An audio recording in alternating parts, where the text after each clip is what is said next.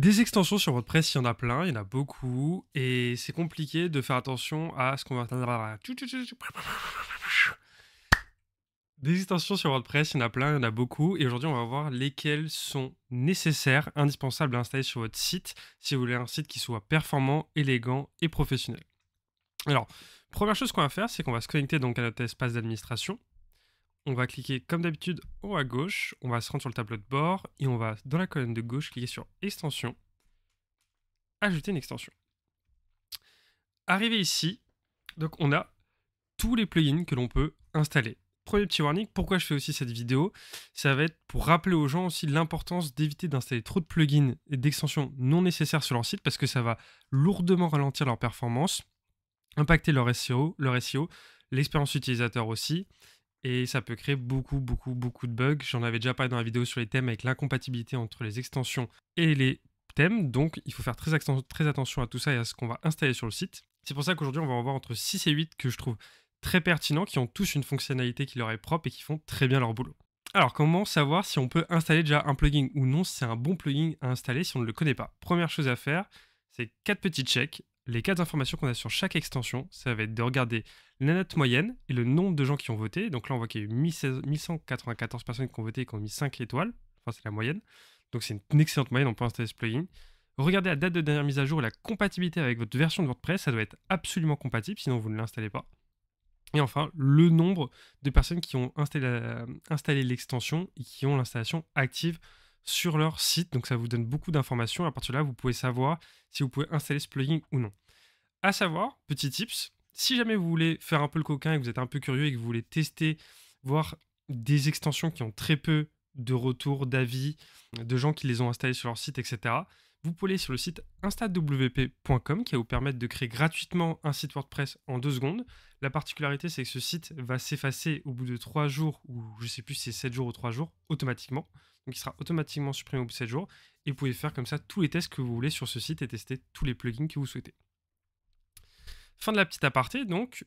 Commençons donc par les plugins indispensables en SEO. Il y en a 2 que j'aimerais vous recommander. Le premier, c'est Yoast SEO, que vous devez connaître, je pense, qui est un plugin assez lourd, mais qui a 27 000 notes, avec une moyenne de 5 sur 5, ce qui est énorme, plus de 10 millions d'installations actives.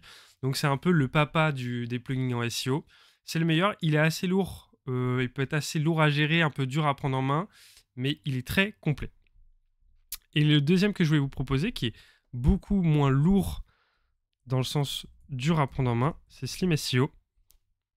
Donc ce plugin ici avec l'image en orange, comme vous pouvez voir, il a très peu d'avis, 97 avec une moyenne de 4,5, ce qui est une bonne moyenne, mais quand même 30 000 d'installations actives.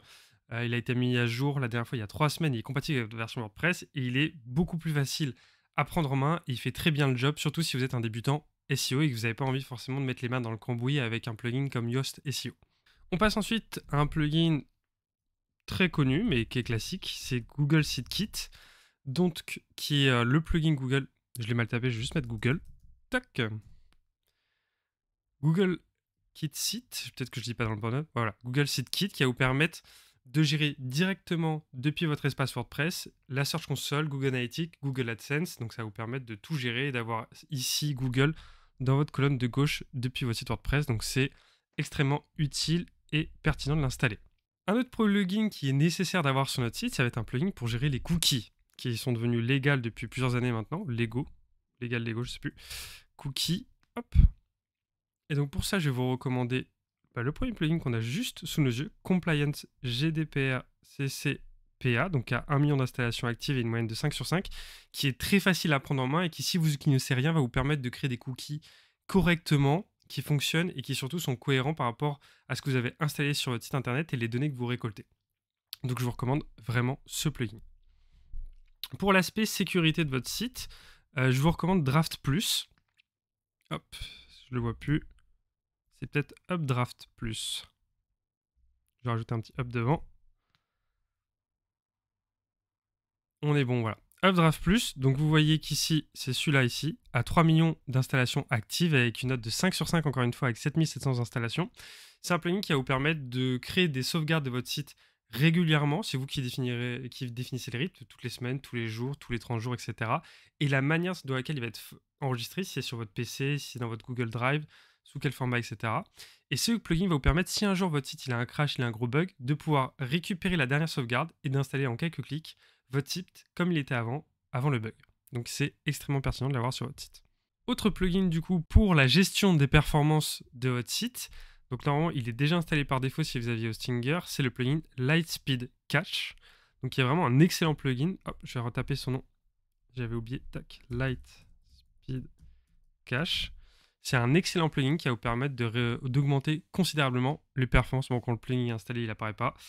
Qui va vous permettre d'augmenter les performances de votre site drastiquement, puisque quand le visiteur va venir une première fois, il va faire des enregistrements directement sur l'ordinateur de votre visiteur. Et la personne, lorsqu'elle va revenir une seconde fois, elle n'aura pas à recharger toute la page va charger beaucoup plus vite et donc offrir une meilleure expérience utilisateur aux visiteurs. Maintenant, passons à l'aspect design. Là, c'était pour tous les plugins au niveau fonctionnel. Pour l'aspect design du site et création, on a utilisé le plugin Elementor, donc qui est déjà installé avec le thème Hello. Je vous invite à revoir la vidéo avant si vous ne l'avez pas vue.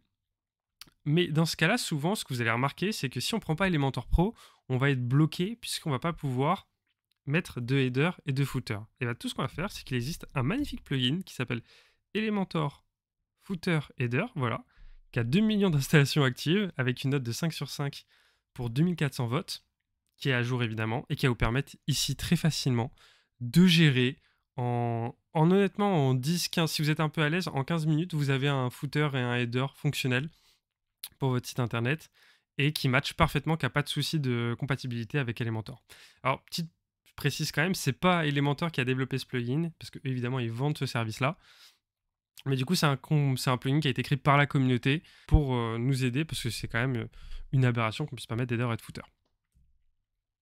Un autre petit plugin pour Elementor qui est très sympathique, c'est pour avoir plus de fonctionnalités, plus d'éléments qu'on peut mettre directement préfaits avec un beau design dans Elementor.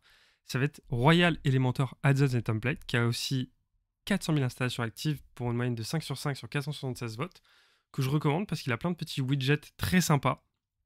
Et je l'utilise sur quasiment tous mes sites. Évidemment, les deux derniers plugins dont je viens de vous parler, si jamais vous prenez Elementor Pro, vous n'en avez pas besoin. J'ai déjà utilisé Elementor Pro une année. Honnêtement, c'est rentable si vous faites beaucoup de sites, mais si vous avez qu'un site et que c'est un site simple pour mettre en avant votre activité, etc., c'est pas sur ces éléments-là, c'est pas Elementor Pro qui va vous permettre de vendre, ça va vraiment être votre capacité à créer une belle structure de site, créer de l'espace, etc. Ça va jouer dans le détail, mais c'est pas Elementor Pro qui va faire toute la différence. Et enfin, dernière extension que je vais vous présenter, c'est celle que beaucoup de gens demandent, c'est comment je peux créer des formulaires simplement sur WordPress et qui soient jolis. Et bien c'est simplement le plugin WP Form. Je sais plus s'il y a un espace entre les deux, exactement celui-là. Comme vous pouvez voir, 6 millions d'installations actives, 14 000 quasiment notes pour une moyenne de 5 sur 5, il est mis à jour. C'est vraiment, en plus avec son petit tour, c'est très sympa. Il y a des formulaires qui sont déjà tout faits pour vous, que vous avez juste à mettre sur votre site. Mais aussi, vous pouvez en créer sur mesure à votre image. Et petite information que je vous donne quand même, si jamais vous preniez Elementor Pro, vous n'avez pas besoin de prendre WP Form parce que les formulaires sont pris en compte dans Elementor Pro. Voilà, c'est quand même l'information qu'il faut savoir. J'ai fait le tour sur les plugins indispensables, vous voyez qu'il n'y en a pas tant que ça, il n'y a pas besoin d'installer 18, je vois des sites des fois 20, 30, 40 extensions installées sur le thème, on pourrait dire, tu rigoles, non je rigole absolument pas, ça monte très vite, surtout quand les gens prennent des thèmes payants, là j'en parle même pas. J'ai fait le tour, vous savez tout ce qu'il faut pour bien choisir votre plugin, comment vous pouvez tester des extensions qui ont très peu de votes, etc. et quels sont les plugins vraiment indispensables. En dehors de tout ça, il n'y en a pas. Certaines personnes pourraient vous dire oui, il y a les plugins pour compresser les images, etc. Je n'en vois pas l'utilité, en toute honnêteté, pour compresser les images. Moi, ce que je fais, c'est que je fais un travail en avant sur la taille de l'image. Je réduis l'image. Si j'ai pas besoin qu'elle fasse 2000 pixels sur 2000 pixels, je la réduis moi-même. Je la mets au bon format,